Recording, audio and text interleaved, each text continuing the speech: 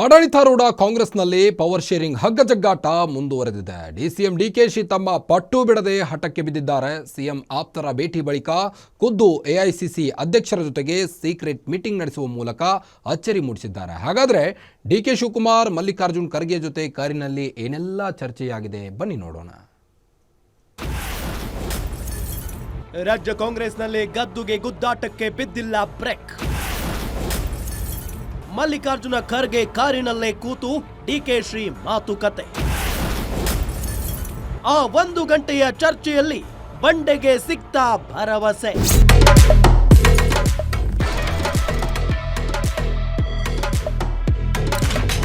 CM ಜೊತೆಗೆ ನಡೆದ breakfast meeting ಬಳಿಕವೂ ನಾಯಕತ್ವ ಪಾಲಿಟಿಕ್ಸ್ಗೆ ಬ್ರೇಕ್ ಬಿದ್ದಿಲ್ಲ. ಸಿಎಂ ಸಿದ್ದರಾಮಯ್ಯ ಮಂಗಳೂರಿನಲ್ಲಿ ಕೆಸಿ ವೇಣುಗೋಪಾಲ್ ಭೇಟಿಯಾಗಿದ್ರು. ಸಿಎಂ ಮತ್ತು ಕೆಸಿ ವೇಣುಗೋಪಾಲ್ 15 ನಿಮಿಷಗಳ ಕಾಲ ಮಾತುಕತೆ ನಡೆಸಿದ ಮೇಲೆ ಡಿಕೆಶಿ ಫುಲ್ ಅಲರ್ಟ್ ಆಗಿದ್ದಾರೆ. ಡಿಕೆ ಶಿವಕುಮಾರ್ ಅವರು ಸಿದ್ದರಾಮಯ್ಯ ಆಪ್ತರ ಬೆಂಬಲ ಗಳಿಸುವ ಪ್ರಯತ್ನ ಮಾಡಿ ತೆರೆಮರೆ ತಂತ್ರ ಮಾಡ್ತಿದ್ದಾರೆ. ಪರಮೇಶ್ವರ್, ಸತೀಶ್ ಜಾರಕಿಹೊಳಿ, ಬಿಕೆ ಹರಿಪ್ರಸಾದ್ ಮೀಟಿಂಗ್ ಮಾಡಿದ್ರು. ಹೀಗಾಗಿ ಡಿಕೆ ಶಿವಕುಮಾರ್ ಇಂದು ಬೆಂಗಳೂರಿಗೆ ಆಗಮಿಸಿದ ಮಲ್ಲಿಕಾರ್ಜುನ ಖರ್ಗೆಗೆ ಎಲ್ಲ ವರದಿಯನ್ನ ಒಪ್ಪಿಸಿದ್ದಾರೆ. ಒಂದೇ ಕಾರಿನಲ್ಲಿ ಡಿಸಿಎಂ ಡಿಕೆಶಿ ಮತ್ತು ಎಐಸಿಸಿ ಅಧ್ಯಕ್ಷ ಮಲ್ಲಿಕಾರ್ಜುನ ಖರ್ಗೆ ಏರ್ಪೋರ್ಟ್ ವರೆಗೂ ಪ್ರಯಾಣ ಬೆಳೆಸಿದ್ದಾರೆ. ಕಾರಿನಲ್ಲೇ ಕುಳಿತು 1 ಗಂಟೆಗಳ ಕಾಲ ಚರ್ಚಿಸಿದ್ದಾರೆ. ಹಾಗಾದ್ರೆ ಖರ್ಗೆಗೆ ಡಿಕೆಶಿ ಹೇಳಿದ್ದೇನು, ಡಿಕೆಗೆ ಮಲ್ಲಿಕಾರ್ಜುನ ಖರ್ಗೆ ತಿಳಿಸಿದ್ದೇನು ಅನ್ನೋದನ್ನ ನೋಡೋದಾದ್ರೆ,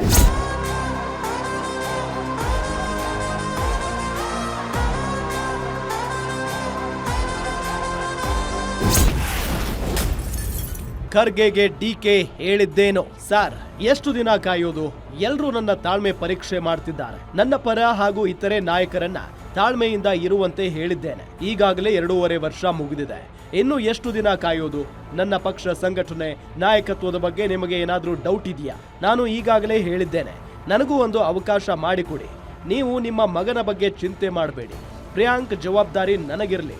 ಈಗಾಗಲೇ ಸಿದ್ದರಾಮಯ್ಯಗೆ ತಿಳಿಸಿದ್ದೇನೆ, ಅವರ ಮಗನ ವಿಚಾರವು ನನಗಿರಲಿ. ಹೈಕಮಾಂಡ್ ನಿರ್ಧಾರವೇ ಅಂತಿಮ ಅಂತ ಸಿದ್ದರಾಮಯ್ಯ ಹೇಳಿದ್ದಾರೆ. ನನ್ನಲ್ಲಿ ನೀವಿಬ್ಬರು ವಿಶ್ವಾಸವಿಡಿ. ಇನ್ನುಳಿದ ಅವಧಿಗೆ ನನ್ನನ್ನ ಸಿಎಂ ಮಾಡಿ. ನೀವು ನನ್ನ ವಿಚಾರವನ್ನ ಹೈಕಮಾಂಡ್ ಬಳಿ ಹೇಳಿ, ನನಗೆ ಅವಕಾಶ ಕೊಡಿಸಿ. 2028ರವರೆಗೆ ಕಾಯೋದು ಅಂದ್ರೆ ಸ್ವಲ್ಪ ಕಷ್ಟ. ನೀವೇ ಯೋಚಿಸಿ ಸಾರ್. ಡಿಕೆಗೆ ಖರ್ಗೆ ತಿಳಿಸಿದ್ದೇನು, ಡಿಕೆ ಶಿವಕುಮಾರ್ ನಿಮ್ಮ ಪಕ್ಷ ಸಂಘಟನೆ ಬಗ್ಗೆ ಹೈಕಮಾಂಡ್ಗೆ ಗೊತ್ತು. ನಾನು ಈ ಕುರಿತಂತೆ ಸಿದ್ದರಾಮಯ್ಯ ಜೊತೆಗೂ ಮಾತನಾಡಿದ್ದೇನೆ. ಏನೇ ಆದ್ರೂ ರಾಹುಲ್ ಗಾಂಧಿ, ಸೋನಿಯಾ ಮೇಡಂ ನಿರ್ಧರಿಸ್ತಾರೆ. ಈಗ ನಿಮಗೆ ಮೊದಲ ಟಾಸ್ಕ್ ಇರೋದು ಅಧಿವೇಶನ ಮುಗಿಸುವುದು. ಪ್ರತಿಪಕ್ಷಗಳನ್ನ ಕಟ್ಟಿಹಾಕಿ ಸುಸೂತ್ರವಾಗಿ ಮೊದಲು ಅಧಿವೇಶನ ನಡೆಸಿ. ಬೆಳಗಾವಿ ಅಧಿವೇಶನ ಮುಗಿಯುವವರೆಗೂ ಸೈಲೆಂಟ್ ಆಗಿರಿ. ಆಮೇಲೆ ರಾಹುಲ್, ಸೋನಿಯಾ ಮೇಡಂ ಅವರಿಂದಲೇ ಹೇಳಿಸ್ತೇನೆ. ಇನ್ನು ಡಿಕೆ ಶಿವಕುಮಾರ್ ಮತ್ತು ಖರ್ಗೆ ಭೇಟಿ ಬಗ್ಗೆ ಸತೀಶ್ ಜಾರಕಿಹೊಳಿ ಪ್ರತಿಕ್ರಿಯೆ ನೀಡಿದ್ದು, ಇದು ಸಹಜ ಭೇಟಿ. ಕೆಲವರು ಖರ್ಗೆ ಅವರನ್ನ ಇಲ್ಲಿ ಭೇಟಿ ಮಾಡ್ತಾರೆ, ಇನ್ನು ಕೆಲವರು ದೆಹಲಿಯಲ್ಲಿ ಭೇಟಿ ಆಗ್ತಾರೆ. ಪಕ್ಷದಲ್ಲಿ ಯಾವುದೇ ಗೊಂದಲ ಇಲ್ಲ ಅಂತ ಹೇಳಿದ್ದಾರೆ. ಅವ್ರು ಬರ್ತಾರೆ, ಹೋಗ್ತಿರ್ತಾರೆ. ಅವ್ರ ಊರಿದೆ ಬೆಂಗಳೂರೇ, ಹಿಂಗಾಗಿ ಬರ್ತಾರೆ, ಹೋಗ್ತಾರೆ, ಭೇಟಿ ಆಗೋರು ಕೆಲವರು ಆಗ್ತಾರೆ, ಕೆಲವರು ಡೆಲ್ಲಿಗೆ ಭೇಟಿ ಆಗ್ತಾರೆ. ಅಷ್ಟು ಸಹಜ. ಅದ್ರಲ್ಲಿ ಇನ್ನು ಬಂದದಕ್ಕೆ ಏನು ಹೇಳುವಂಥದ್ದು ಏನು ಅವಶ್ಯಕ. ಗೊಂದಲ ಬಗ್ಗೆ ಏನು ಸಂದೇಶ ಏನು? ಗೊಂದಲ ಇಲ್ಲ ಅಂತ ನಾವು ಭಾವಿಸಿದ್ವಿ. ಸರಿ ನಡೀತಾ ಇದ್ರಿಗೆಲ್ಲ. ಸದ್ಯಕ್ಕೆ ಬೆಳಗಾವಿ ಅಧಿವೇಶನದವರೆಗೆ ತಾತ್ಕಾಲಿಕವಾಗಿ ಸಿಎಂ ಮತ್ತು ಡಿಸಿಎಂ ಕುರ್ಚಿ ಫೈಟ್ಗೆ ಬ್ರೇಕ್ ಬಿದ್ದಿದೆ. ಇದು ಡಿಸೆಂಬರ್ 19ಕ್ಕೆ ಮತ್ತೆ ಸ್ಫೋಟಗೊಳ್ಳುವ ಸಾಧ್ಯತೆ ಇದೆ. ಸಿಎಂ ಡಿಸಿಎಂ ತಂತ್ರಗಳು ಹೇಗಿರುತ್ತೆ ಅನ್ನೋದನ್ನ ಕಾದು ನೋಡಬೇಕಿದೆ. Durgesh Naik, political bureau, guarantee news, Bengaluru.